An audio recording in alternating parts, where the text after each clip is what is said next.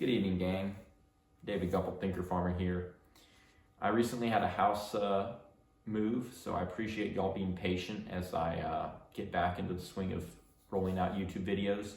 This is part 3 in the Farmer's Self-Assessment series. If you haven't watched the first 2 videos, I encourage you to at least go back and glance at them. In this video, we want to take an honest look in the mirror at how you as a farmer make decisions.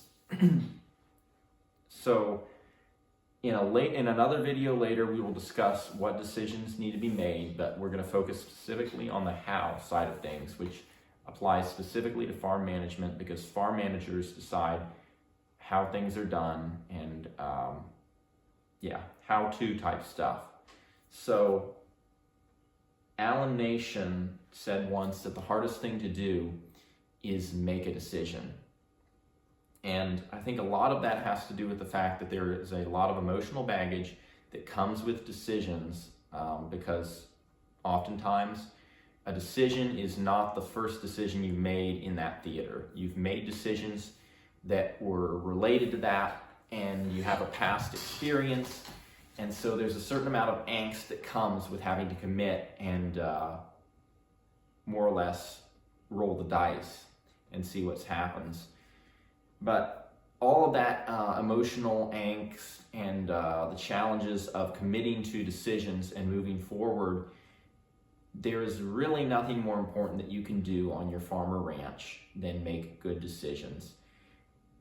In fact, I would say that apart from that, there really is not a need for farmers on the landscape. We have AI, we have automation and machines and technology today that can generally manage a lot of day-to-day tasks, but what we don't have is something to replace a farmer observing, analyzing, and then using his observations to make really good decisions.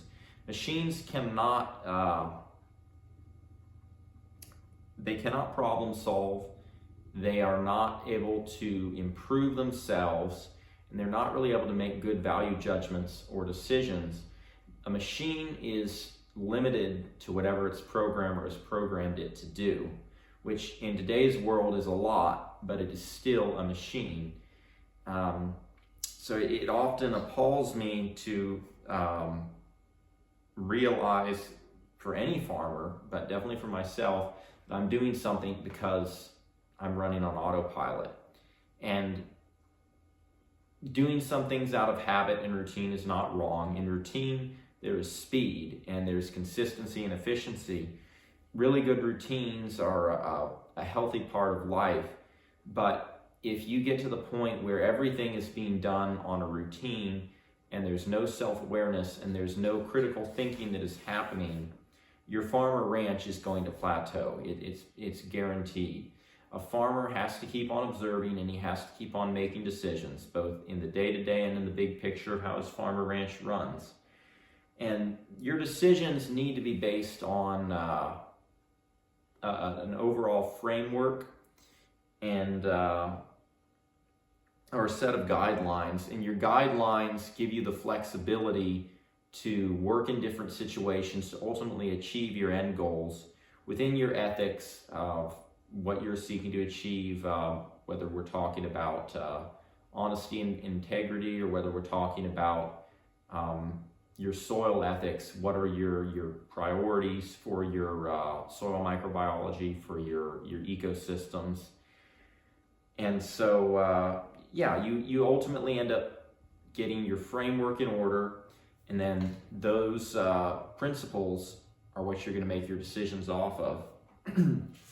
So specifically, I said this is about how you make decisions, and we'll discuss what decisions you should be making in a later video. I'm going to cover five different ways of looking at how you make decisions. Number 1 is being strategic about your decisions. Are you an individual who is very cautious in how you make your decisions? Are you meticulous and systematic and very careful? Or are you an individual who is decisive and quick to move through decisions? In our culture today, because of the impatience and the time is money attitude that we take towards almost everything, We prize and value an individual who thinks quickly on their feet, but neither being cautious or being decisive is really the balancing point or the healthiest point. Right in the middle of those two is an individual who is very strategic. And yes, you must be decisive and commit to decisions, but there is a time to think fast and there is a time to think slow. And that's how decisions have to be made at times. If you're in a corral and you've got an animal that, is maybe angered or upset because of stress, you need to think quickly to get out of the way. But if you're making that decision is far different than planning out the next 3 or 4 months of work on your farm or ranch. And so there's the only word I know to use is there's an element of strategy here. Kind of like if you play a board game and you start with a given plan, but you're constantly modifying and adjusting it to the terrain and what the other players in your game are doing. A farm or ranch is just like that, and how you make your decisions needs to be like that too. You have to constantly be strategizing and readjusting to what you're facing. Another example would be of how you make your decisions. The second thing would be the critical timing of everything you do. Are you an individual who is always planning far ahead and doing things way ahead of them being critical and missing opportunities in the moment to do things? Or are you the individual that is essentially procrastinating on decisions that need to be made and only doing what is convenient and essentially being opportunistic in the moment without really a larger plan? And here the word is critical. You need to have a sense of time and what is critical and what is not. And that is a balancing point between being the individual who is always seeking out the next opportunity and being the individual that is sticking to a plan. There's a balancing point there, and the word I would use here is being critical in knowing what is critical and the timing of it all. So, how do you make decisions? The next word would be collaborating. Are you the individual or the manager that collaborates with his team and genuinely seeks good counsel, or in any of your decisions, do you seek counsel from outside, from neighbors or friends or people that could help you? Or are you an individual that likes to make decisions all to yourself and keeps it all to yourself? Or maybe you ask for advice, but you're really trying to coerce or manipulate the person to arrive at the same conclusion you did. So, collaborating. How do you make your decisions? Fourth thing, the element of patience in how you make your decisions. A lot of things in America today are wired to work off of impulses.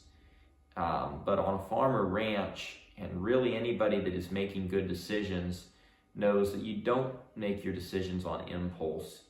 You have, as I've said earlier, you have a framework by which you make your decisions, and the circumstances around you do require you to dynamically change, but your decisions need to happen patiently.